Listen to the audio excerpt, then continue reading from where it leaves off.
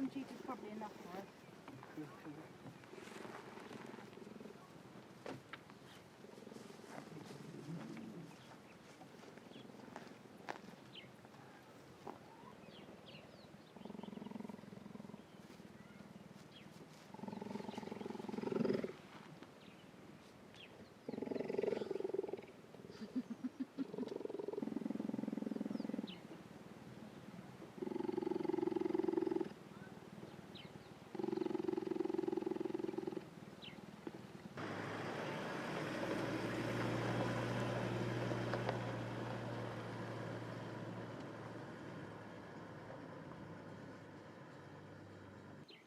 Na'an Kuse.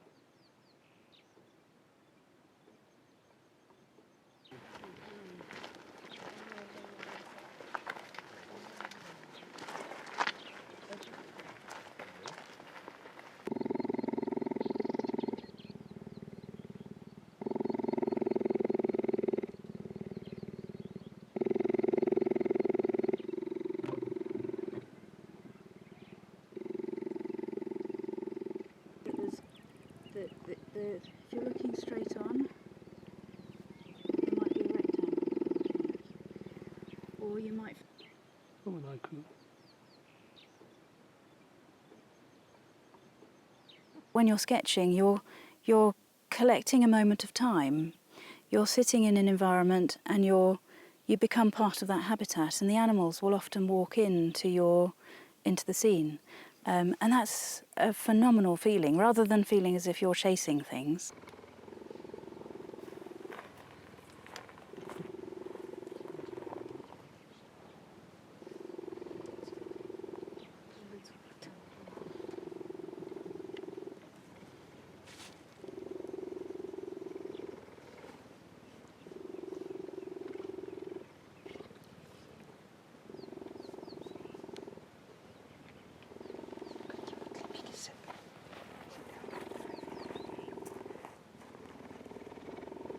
Na'an Kuse ikamtle kuwi thaumsi kause cheetah kaji kaku so ikamku kusi qati sidu qati sikoyen so ko ki kamku zuzu mu kama twasi diku tiken si diku sesi diku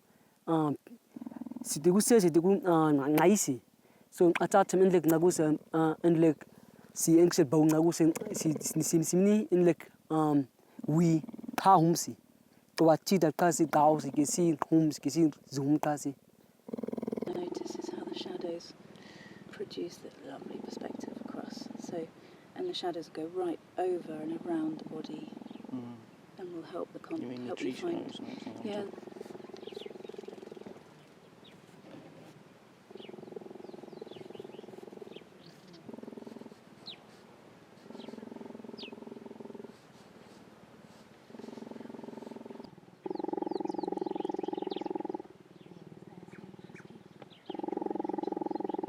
About 10 years ago, I'd been doing lots of overlanding and going with all these safaris, and they gave you less and less time to stop. It was almost like a race to get the photograph.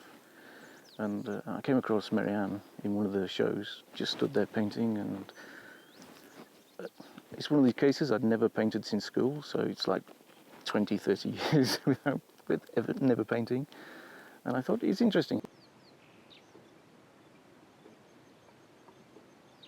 Might be feeling really tired, and there's no need to feel like a sheep and that you have to do everything that the whole group. Sometimes I suggest starting with just the backbone or a dominant line, or you might start with the eyes, ears and nose and build out from there.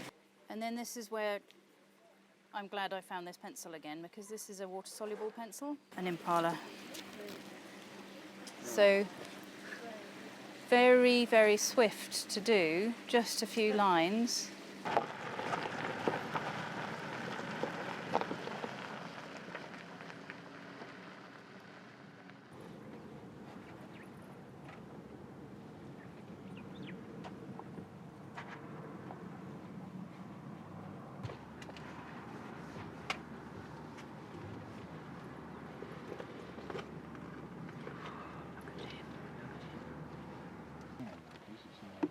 Yeah, I thought it might be.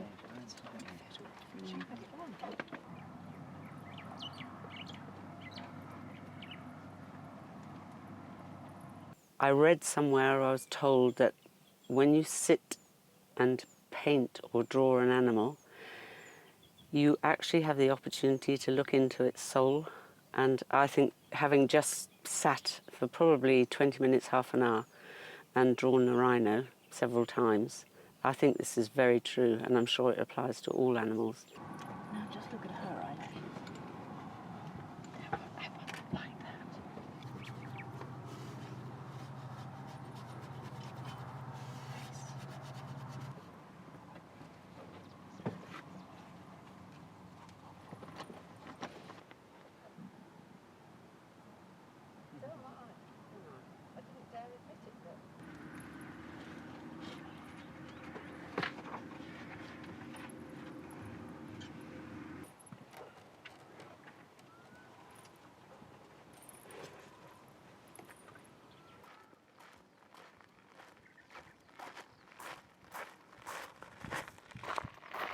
The conventional safaris, people tend to come in, find what they want to photograph, take a photograph, watch it for a little while and move on.